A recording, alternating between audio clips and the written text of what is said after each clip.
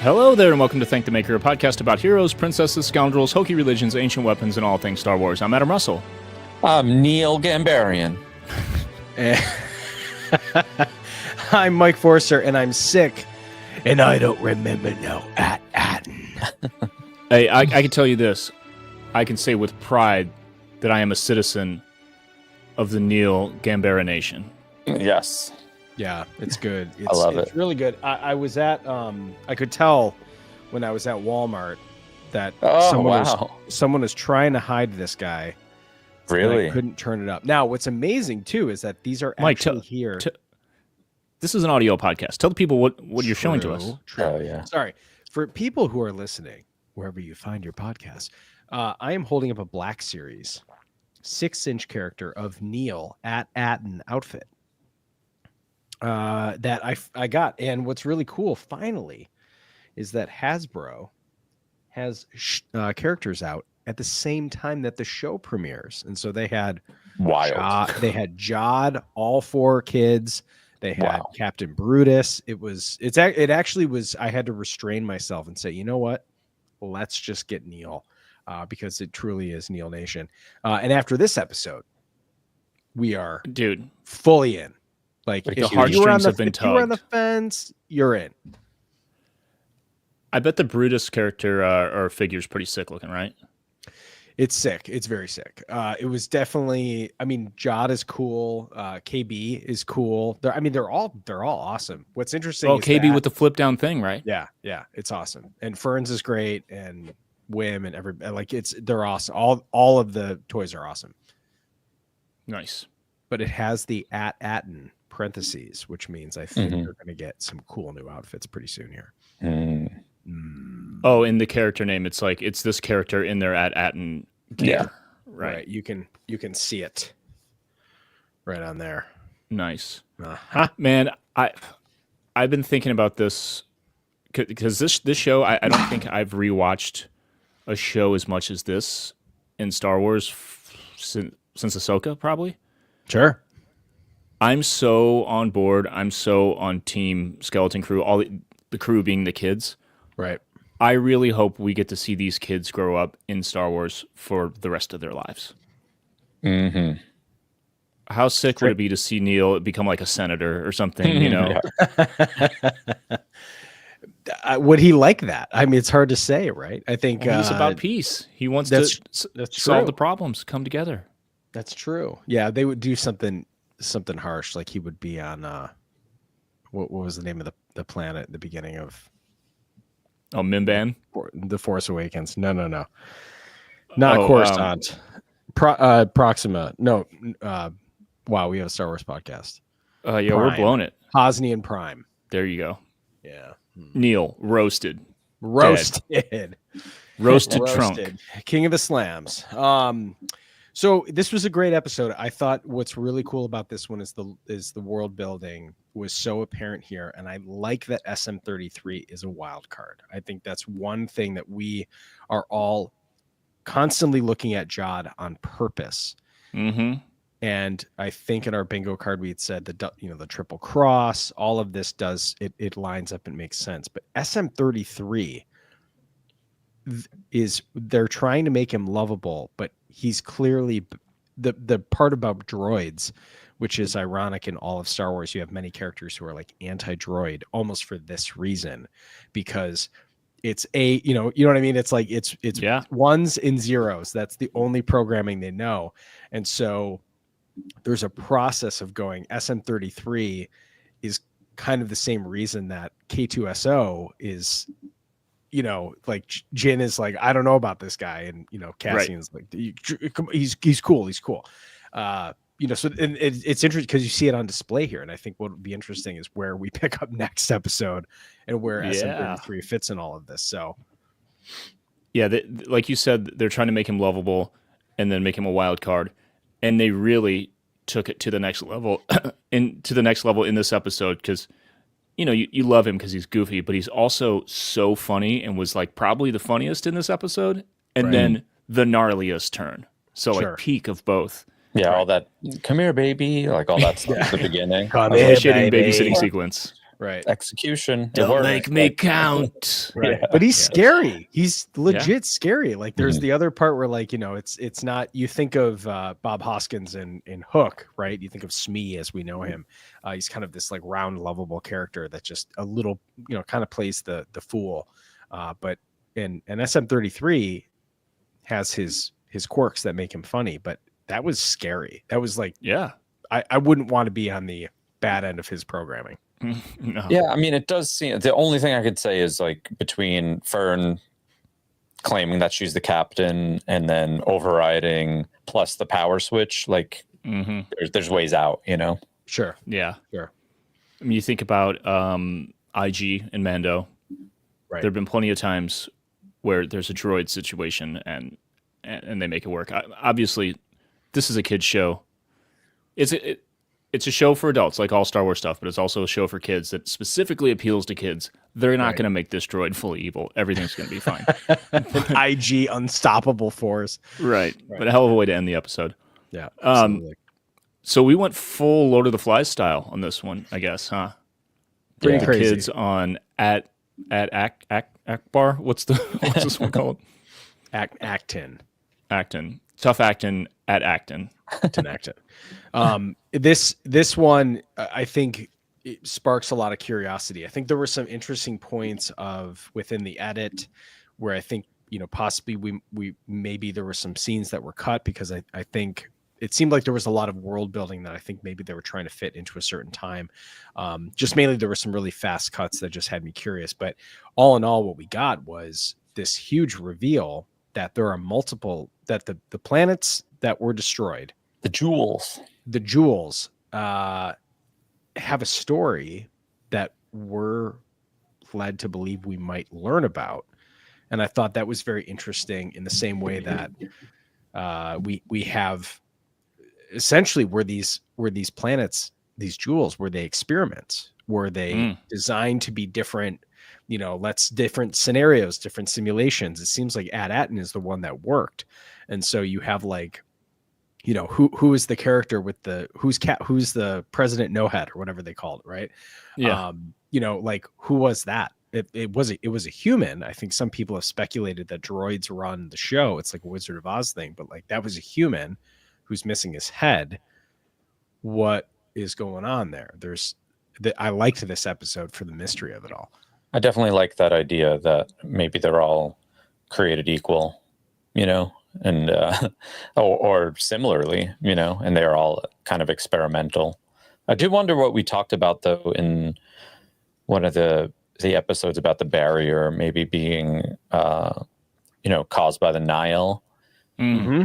So that would be a little bit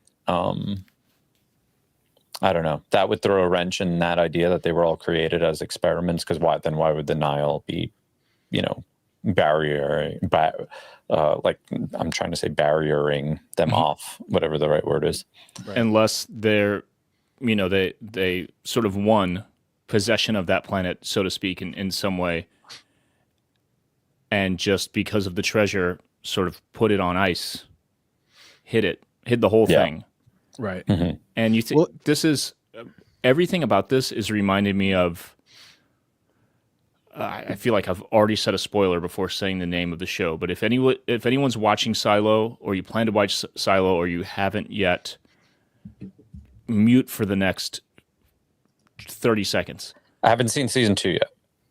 Okay, but you know enough from the end of season 1. Mike, have you watched Love it? it. No, but I want to. So I'm very far behind on a lot of stuff. Just saying. The idea of there being multiple of something and living in this isolated, very created from scratch planned community with a system where everyone has a role. It's very communist in that way. It's this peaceful utopia, but it's ultimately dystopian. Is so much. It reminds me so much of Silo in every way, and how they go to this other version, and it's like a mirror shit destroyed version of their own home. I like it. I like it a lot. Definitely like it. Physics Buddy Joe in the chat real quick. Here's all the planet names before we get too far from this, and then they continue. At Aten, home, of course. At A2. At Akron. This is the episode, the planet on this episode. at Arissa, at Araven or Araven, and at Akoda. My at Akoda don't want none unless you got puns on. Nice. And I was gonna say at Akron. I'm like, oh man, Ohio's like, Yeah. get up. Right. Ohio. There is something interesting about the idea. I think one little point that was maybe more so because we're Star Wars fans, we just like seeing stuff like this. This planet seemed to be heavily armed. Mm. They certainly had ragtag weapons, but when Hana revealed that humongous seat cannon up on the top of the building, made me think that School. on top of the school, we're very good at shooting. But they have that huge thing, which almost seems to me like anti-aircraft. Like that's the first thing that I thought of. It like could blast. Is this designed for shooting Star Destroyers? Is this designed for basically just like defending like a surface attack? It seems like they don't have, because they didn't have any issues getting in, they don't have the barrier. So it's almost like if they go back to this idea that like all the planets were given something a little bit different to see what the experiment was. We gave, this planet is made of tribes. These people are strong people, but they still fell into tribal warfare, right? Versus if you remove all weapons, does that make people have to get along? Because there's no reason to fight. They have no way to fight if everyone has anything, right? So there's something interesting. Yeah. Could you guys tell if that gun was built into the school or it looked like it was put there after? Because the other option for why that's there is amidst that battle. That's just because they're. I'm going to answer my own question by asking another question. There were things that were more current than the High Republic on this planet, being those Mud Trooper helmets, right? That Naboo tank-looking ass thing. Yeah. Am I wrong? That was a Naboo tank or a it looks similar. Mm-hmm. Yeah. So it seems like that, and maybe all the other planets except for Aten, haven't been closed off since then. It's not like, any of the stuff that went down that made this planet look like it looks could have happened 30 years ago. It could have happened 15 years ago. Who knows? Right. So well, you in Eopes, you have them on Tatooine, and I'm sure that all these animals have been brought on different planets, but like that's where we had last seen them with. They're not Kadu, they're Eopes, right? So like they've been moved around all over the place. So I think we have seen in some regard this planet particularly maybe wasn't hidden as Ad-Aden was, right? Mm-hmm. Well, like you have Ad-Aten has the Rex droids though. Like that there's some things that I'm hoping aren't like oversights. Like there's some things from beyond the barrier that are, right. So I'm hoping that that's not an oversight. I doubt it is, but right. I mean, wouldn't it be cool, like to, create new canon? Let's say At-Aten truly hasn't been touched since the High Republic. It would be cool, new canon, to find out these Rex droids were built in the High Republic for this specific purpose. We made these droids, and they're, they drive the vehicles around this planet, and we're making them anyway. Now we're going to sell them all around the galaxy, and this is where they came from. Right. That would be and cool. the design doesn't need to change if it works, right? Yeah, that would be pretty cool. All in all, I think this episode, like my immediate reaction to it was like, damn, this actually puts more questions out there than I think it does answers, which I thought was really cool, because I think at some point when we're at the at the hideout or whatever, the lookout from last episode, and I assumed all the planets were destroyed, like Alderaan style, you know what I mean? Right. But they're basically could just be abandoned. And at this point we find out that they're not actually abandoned, but they're not functional in the way that they were, the great works were designed for. So this is interesting. Very interesting. I was getting vibe of just it's like not, I didn't believe it, but when they started to look around and it was the same but different, I was like, I know there's not time travel, but Right. Oh, that's what I thought but- too. I was like, but whoa. immediately my head went there, but I wasn't like believing it. I was just like, there's no way they're doing that. But I'm sure if you thought that too, Mike, then I'm sure other people did. Well, Skynet- I misheard Neil saying this isn't home. I thought he said this is home, and I was like, what's like? Is this like a Dagobah thing? You know what I mean? Where like they had been gone for years, and they came back, and it was like Time dilation. right. So Skynobi Star Wars, I think maybe, yes, posted yesterday a side-by-side of the scroll with the wall from Fern's house. Right. There is a mural. There was a mural in there. Yeah, the mural is the same or very close to the image on the scroll, with the one sort of like priestess with their arms up, people kind of bowing, except the one in Fern's house, they're not bowing. It's, the other species around, like Neil's species and the, what is the one with the kind of dreads looking things? Anyway, it's a version of it. So there was, it looks like Physical Buddy Joe also put this in the chat right now. There's another version of it tonight. You could see. What is it? Yeah, it looks similar. Oh, in the in the what did they call it in the show, in this episode? That's Sanctum. Fallen Sanctum, yeah. which is the supervisor's tower in there. Yeah, thing. You could see that like some of the shapes look pretty damn similar too. Like it's faded. I'm looking at it pretty small, but you could see like that arm. Yeah, it looks like it might be the same. That's cool. That's really cool. But it's safe to say that all of the planets were copies of each other, right? At this point, or we're led to believe so. The fact that the kids like know where to go, and the supervisor's tower and all of that stuff makes me think that like the planets were almost like copied intentionally with one little difference. Yeah. Right. So that it was, like I said, it's like an experiment, right? It's like take off the control and observe the reaction. Yeah. I'm sorry, the control is that the planet has the same resources, same design, but they have a different thing that they do. And if I don't know. I'm like, I don't know if I'm overthinking this kid show. Or who knows, like, they're started exactly the same, but stuff just goes down differently. And to reference another show again, that makes sense. Human nature, as similar as it is, everything's not going to unfold exactly the same way in every location. Culturally, there's differences. So, right. I wonder too if there was God creates man creates dinosaur. Yeah, right. I wonder too if there was a sequence to these planets being destroyed and all of its treasures wound up on Adatin. Like it seems like there is that one scene from the trailer, which who knows when we're seeing it, where it looks like a room full of treasure. And if Adatin is known in the galaxy of being, having a bunch of treasure, I just wonder if it's everything from the jewels wound up there because it was the only planet left.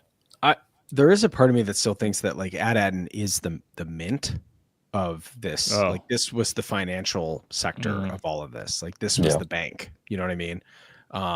Because all the kids still, like when you come back to it, they call them dataries, right? Or dataries. Dataries, Yeah. So like, there's a part of me that thinks, and they're all training to work in this same building. It's like their lives are like basically all designed to just keep, flipping over new people to keep working on the same role. Imagine if they're basically all accountants. You know what I mean? Like, because droids run all of the normal stuff that no one seems to clean, no one seems to drive. It's all literally just they go to work, they count, they're responsible for the bank of the New Republic.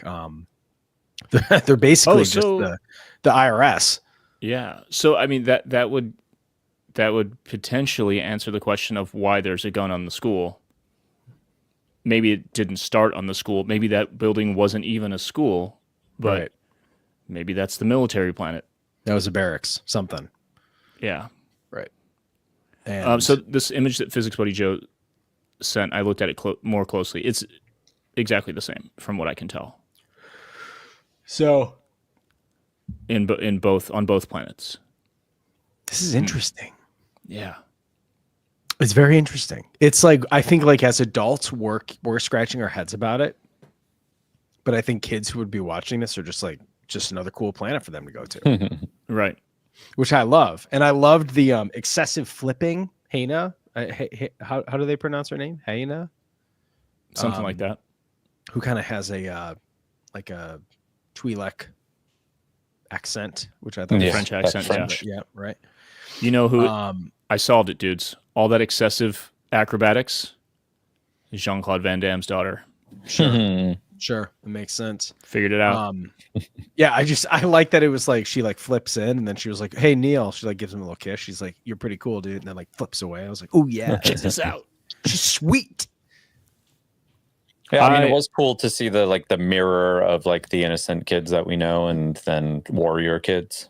You know, Right. Did you guys think there was going to be a reveal when they showed her dad, like the general? definitely. Yeah. And Adam and I were talking, we were like, who would it have been? I was That's thinking the more thing. like actor reveal, like somebody like casting wise. I wasn't thinking Sure. like Star Wars character that we knew. Sure, it's going to be Charlie Day. Yeah. You guys ready to screw some things up?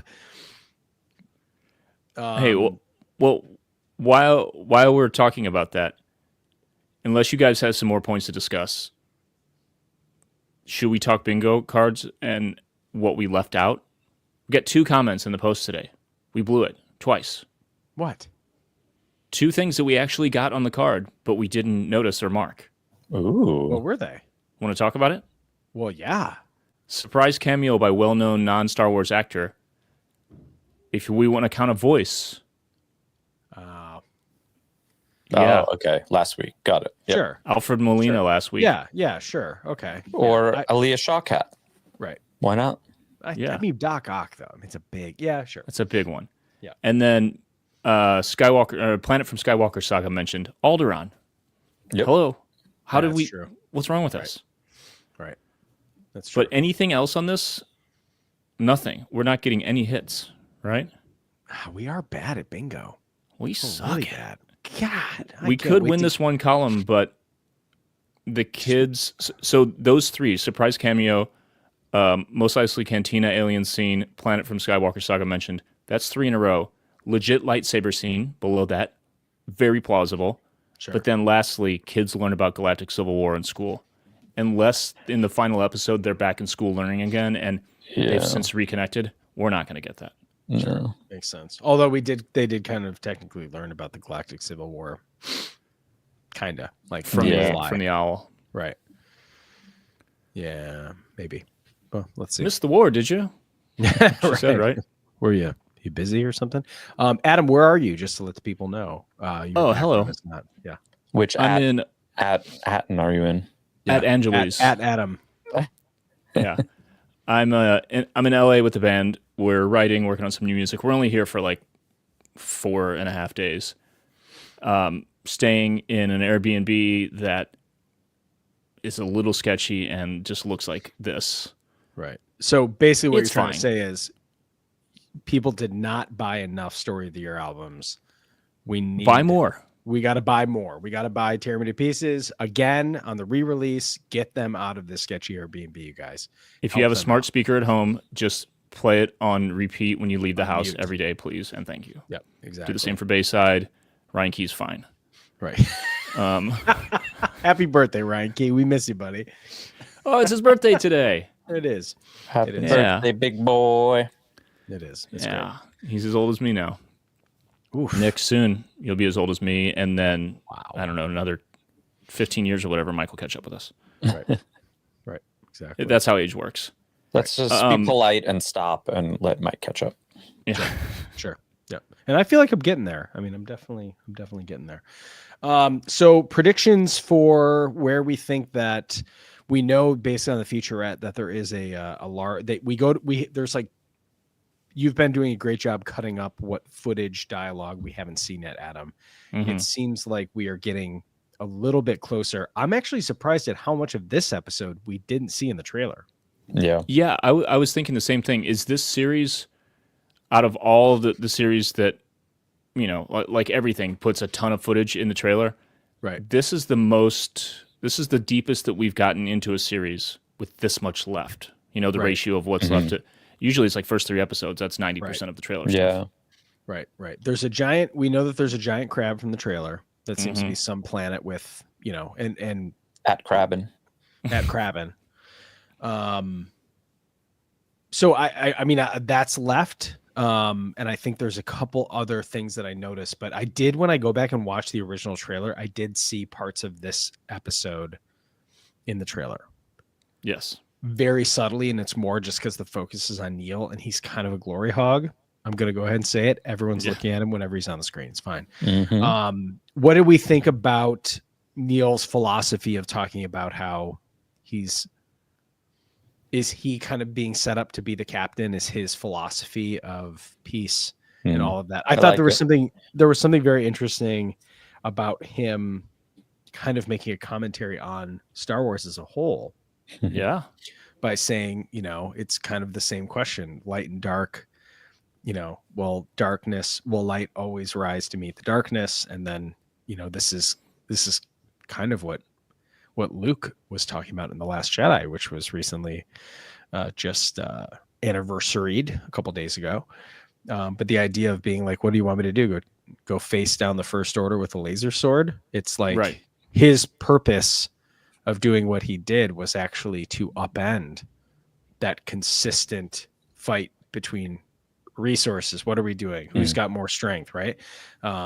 Pretty amazing. It's also very innocent though. Like when it's only a perspective a child could have because they know so little about stupid adult world. You're like, I don't know, just say sorry, you know, just go talk I would go apologize. Yeah. Yeah. Right. Yeah. It's right. So sweet. The correct way to think, but yeah, that's the thing. He says the really brave thing would be to just make peace already. Right. Well, and there is, and for Heine's background too, there is a commentary, of course, on the idea of like, you know, people aren't born with predisposition.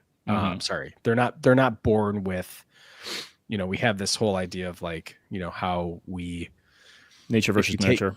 Yeah, 100%. If you never teach a person religion, if you never teach a person about the classism, you've never teach a person about different in race, you know, what is their perspective on things? Is it curiosity? Is it is our human nature designed to be afraid of things? Right? It's interesting. So from his standpoint of going, we don't have war, we never fight over anything. Everything just works, you know. It asks the question of like, it works because they're hiding. They're not actually living, which is the opposite of what Wim is saying. Like, I don't want to do this anymore. I have to know there's something else out there. Right. And so there are a lot of tones going on in this show that I think are really cool for them to explore through the mind of a child. I love the quote from, I can't remember her name, the French girl. She says, I see now your weakness. It makes you kind. And my world could use some kindness. So. And what did she say? Something about a weak clan? Yeah, he's like, I guess it's because I have a weak clan. Yeah. My little brother beat me up. That's great. Yeah. Sprained my trunk. He sprained my trunk. That's great. It's amazing. Yes. Oh, that's good. Yeah, that's really good. Awesome. Yeah. Well, yeah, he's going to be a senator. I'm calling it. Think about Jar Jar. Where did he end up? True. Politics. Oh, gosh. Give him something else to do. For sure. We need him. For sure. All right. Should we wrap it up? And actually, well, one thing to mention too, because we didn't do Stolen Plans. This was the episode that the Daniels directed. Yes. So I didn't think of that until it was over. So I didn't really notice their kind of any tricks, but there was one. The one kind of off-putting camera shot when you combine it compare it to the rest of the show, this episode in particular, where it was kind of almost like 33 was wearing the camera. Like, I don't know the what chest that, mounted like camera. a Irish, yeah. I think that was pretty. That was like a signature, like Daniel's thing. Like, there's probably some up close stuff and everything everywhere all at once that they did like that. But other than that, I didn't really notice. Yeah. I just didn't notice their take on anything, and that might just be like kind of because it was such a scene specific, like location specific episode that they didn't get to like mess around that much. Because I was very curious, because they do have a style, and that was the only stylistic thing I saw that they got to do. Everything Everywhere. When did that come out? 2 years ago, maybe 3. Okay. I talked that to recent. Yeah. Wow. Okay. They won an Oscar for it. Yeah, last year or 2 years ago. Mm-hmm. I talked to Marty. Is it Modulus? Who plays Vane? He jumped on for the Ornament Project pre-show, and he was like, man, it's so cool being to see this, because we filmed this so long ago. Like, they filmed this almost 2 years ago. And I think Skeleton Crew was actually possibly supposed to come out sooner than it did, but I think for marketing purposes, they were shifting it around. So he was talking about how, that's how long ago they had filmed this. So for the Daniels, it's like they're the Daniels now, but they were up and coming filmmakers at the time that they were doing this. So the stack of directors that they have for this is absolutely awesome. And we get Jake Shearer next week.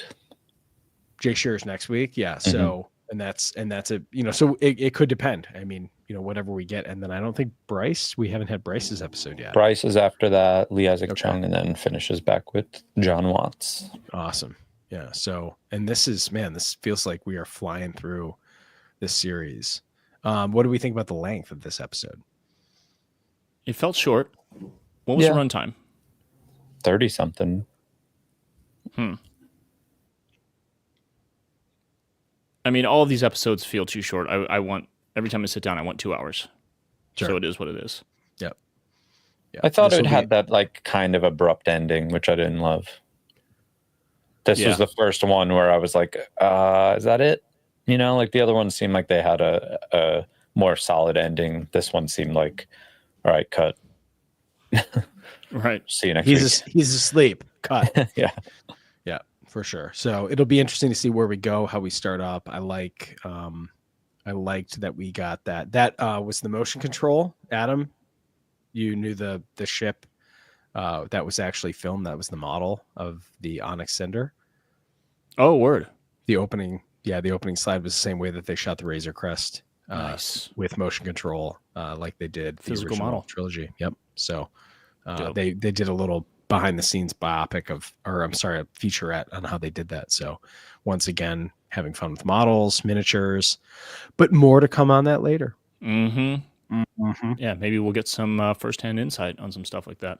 That would be pretty fun. Who knows? Interesting. All right, should we talk about the bonus segment from last week and what the patrons had to say? We can do that. Let's do it. So the question was, typically we've been doing the chat pack questions for the bonus segment for the patrons. Last week, we posed the question, which of each of the Skeleton Crew, the kids, are we? The four of us. Which Great characters would we be? It became immediately obvious who was who, in our opinion. The consensus in Discord with the patrons seemed to be the same, but there was one outlier in the Patreon post comments. Nick, you want to read what the folks had to say? Yes. Yeah, Deck Officer in the Patreon comments says, Mike is KB, always has the facts. Ryan is Fern, takes control and can be assertive. Nick is Neil, both N names, both laid back and along for the ride. Nice. Adam is Wim, obviously. Wow. So deck officer going off the board. That is a turn. That is Hey man, interesting. I have way more restraint when it comes to pressing buttons. For your information, I'd That's like to debatable. say That's debatable. one more thing Neil and I have in common. I have the biggest nose out of all of us. He's got a giant. Right. We do. Nick, and we I love think you have a beautiful trunk. Nick, we love your Thanks. trunk, Nick. We really do. What about the consensus? It seems like the patrons in the chat, even before we finished last week's episode, they had it dialed in. Oh yeah. They were in agreement. What did they say? So let me pull this up. So it is exactly what like you said, they knew right away. So Adam, you were KB, I was Neil, Mike was Wim, and Fern was Ryan. Did they give any reasons, any description? So then we get into the descriptions. Those are in the Discord right now. So we got often mentioned on the show physics buddy Joe. Adam's KB because he's analytical. Nick is Neil because he's quietly supportive. Mike is Wim because it's energy. Ryan is Fern because lead singer energy. True. My nerd story on the Discord says I have Adam and Mike switched because of Adam getting in trouble for touching a random button and getting into trouble at Galaxy's Edge. Yep. Point taken. Okay. That Point is true. taken. That is true. Deck officer actually comes back into play here in the Discord and says, and I feel like Mike always has the lore questions and knowledge others may not have, so he's got the knowledge factor like KB. Oh, interesting. I know. I need to here we go. Hang on.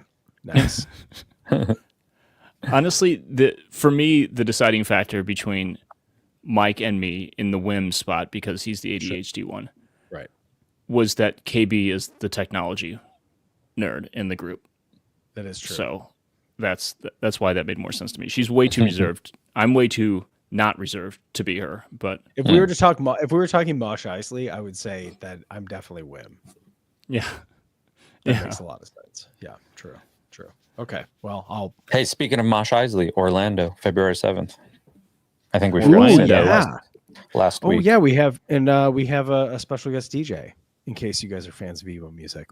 there's a Another bass players only policy, and it is in effect. And it's strong still to this day. The planets are all bass players. They're all led by bass players. We tapped into It's the great. at Anne Berlin.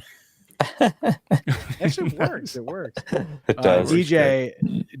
Special guest DJ Dion Rexroth, bass player of Anne Berlin, will be spinning the tunes in Orlando Excellent. on February 7th. Make sure you get tickets. After the holidays, we get it. It's a crazy time. Ornament Project went off last week. We raised probably after matching and some other things are coming in over $35,000. Dude, incredible. Well done. For what charity? So proud of you. Starlight Children's Foundation, which is a really great organization. We talked to many people in that org, which is how you know it's a good foundation. But they started off as doing like gowns, like hospital gowns that are like themed. Like they have like Star Wars, like Leia and Vader and all this stuff. Because like if you're in an extended stay in a hospital, you're getting poked and prodded all the time. And it's like, obviously very exposing for kids to have to, the crappy hospital gown you get, got to take the whole thing off. These are like elevated. They have snaps and stuff on the side. You can open it up if they need to get to certain parts of you without making you naked. And the way what we bought them hundreds of gowns. They do Nice. really awesome things where they're like hospital grade Nintendo Switches and stuff like that, because you have to think of all the antimicrobial stuff that goes into making all that, right? Yeah. So hospital grade is different than like consumer grade.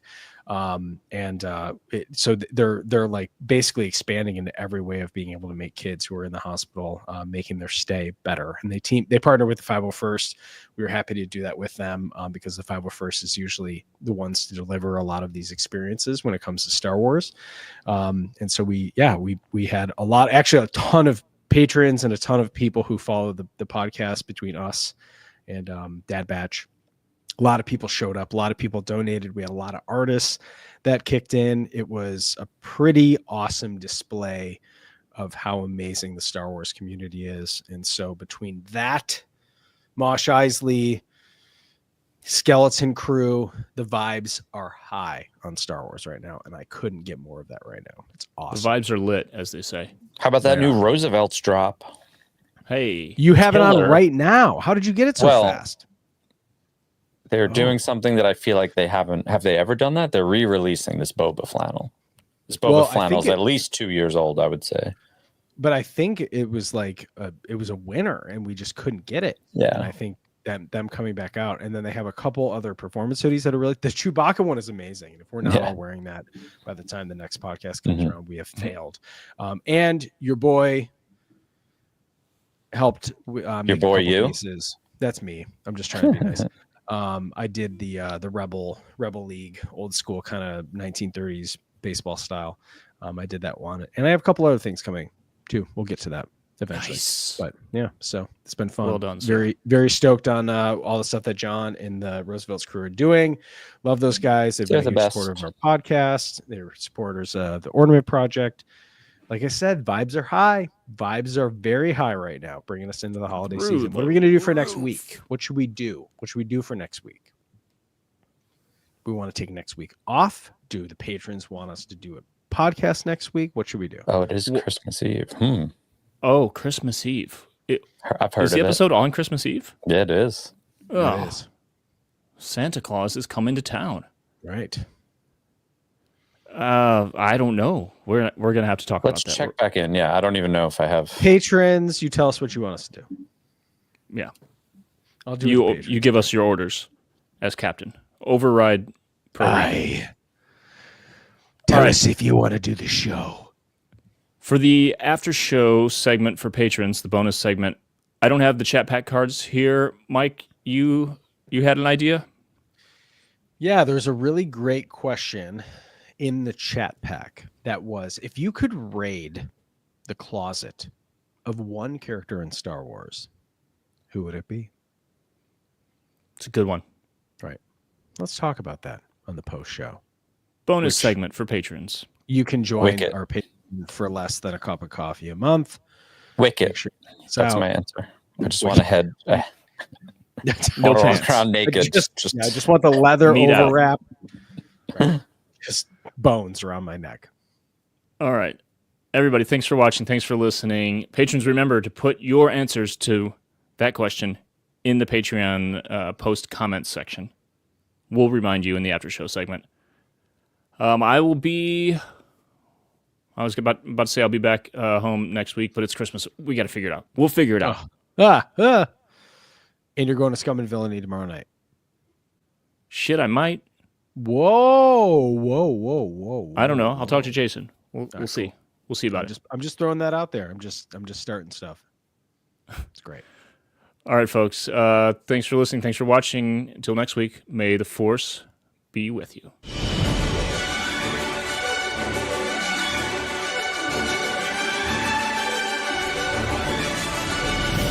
If you enjoy Thank the Maker, you can support us by following and leaving a review on Apple Podcasts, Spotify, or wherever you listen. Or you can support us directly at patreon.com/thankthemakerpod, where you can get access to our Discord server, exclusive content, exclusive merch, our recording live stream, and more. Our patrons quite literally make Thank the Maker possible.